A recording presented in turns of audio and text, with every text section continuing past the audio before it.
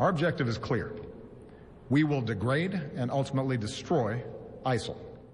The president has ruled out the option of deploying American boots on the ground. I think that by continuing to repeat that, the president, in effect, traps himself.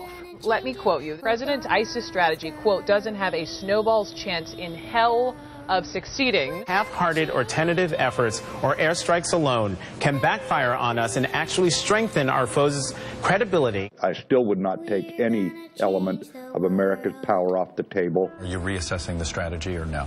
No, Chuck, this is very early days. We'll do what we can from the air. We are not going to be in a ground war again in Iraq. Well, Lloyd Austin, head of Central Command, did ask to place a small number of troops on the ground to direct U.S. airstrikes. The White House said no. The American forces that have been deployed to Iraq do not and will not have a combat mission. Weeks of American airstrikes have actually not dislodged the dug-in ISIS forces. Air power alone may not be enough. We've also been very clear-eyed and honest about the fact that airstrikes alone are not going to be enough to be a tipping point. We have conducted airstrikes in and around Kobani to try to relieve some of that pressure. They'll be harder to target. Yeah, they know how to maneuver and how to use populations and concealment. U.S. airstrikes recently hit 2 ISIS positions near Kobani, but ISIS tanks and armed vehicles have been freely moving across the countryside. After a 3-week siege, the jihadis have entered the city. Despite those efforts, again tonight, the black banners of the Islamic State. A potent sign of looming defeat.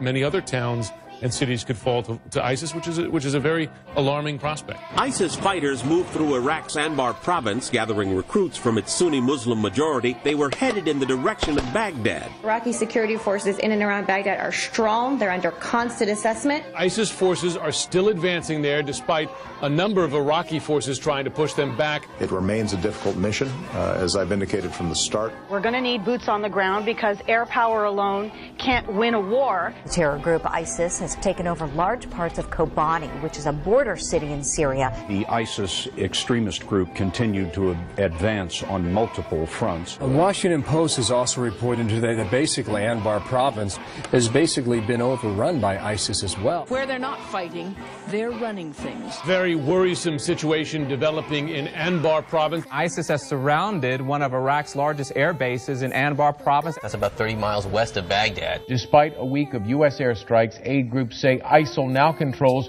40% of Kobani. Last week, extremists took over 2 more Anbar towns. ISIS troops are now poised to take the town of Amarit al-Fallujah. This is not something that is going to be solved overnight.